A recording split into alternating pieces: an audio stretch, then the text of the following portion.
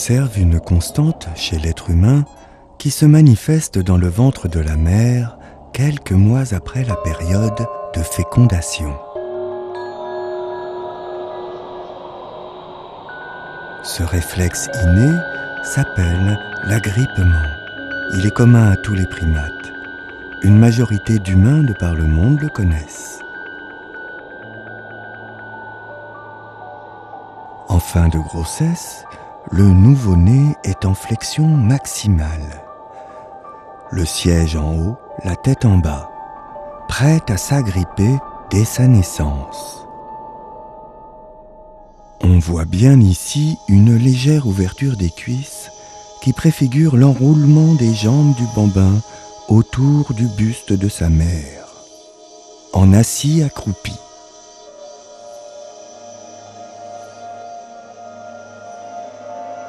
Dans la nature, la prédisposition osseuse n'est jamais due au hasard. La posture en assis accroupi a donc toute raison d'exister.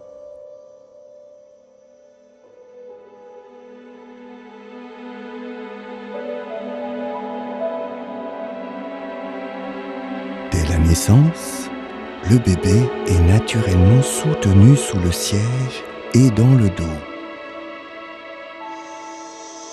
Plus tard, il est confortablement enveloppé dans une longue étoffe en assis accroupi. Observons un groupe d'humains sédentaires qui utilisent avec une certaine cohérence cette position naturelle pour porter leur petit dôme. Dans le rythme et le souffle de ses parents, il se fera homme parmi les hommes, petit mais haut perché.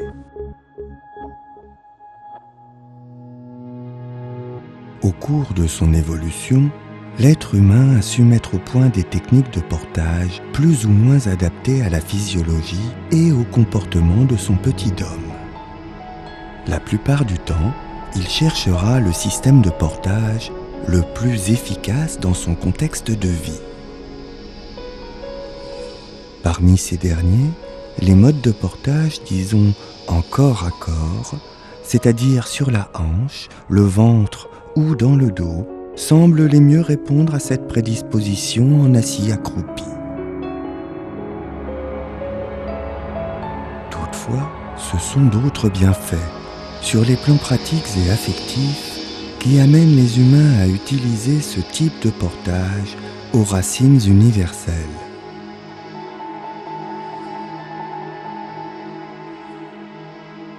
Le petit homme, ainsi perché, écoute et parle avec sa peau et son corps.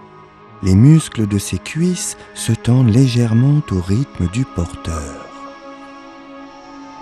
Il y a là une communication silencieuse omniprésente. Très vite, il se passionne, touche, aspire les odeurs. Il se grise des mouvements. Sa position privilégiée ouvre la perspective de son paysage sonore.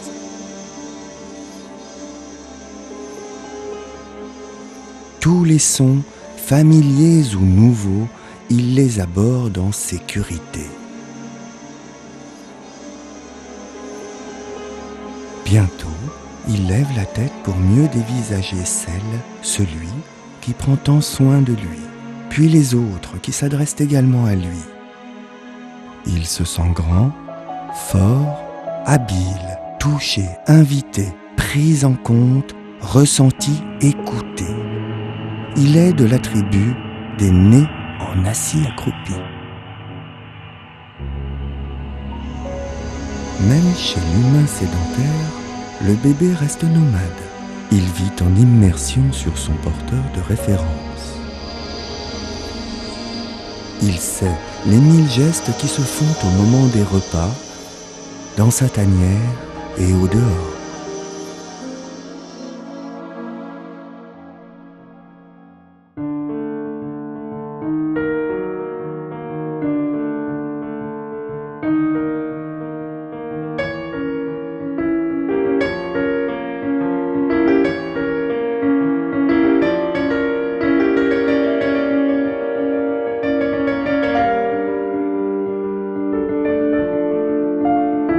Ainsi, agrippé à la vie, le petit Dom grandit à hauteur d'homme et parle au monde.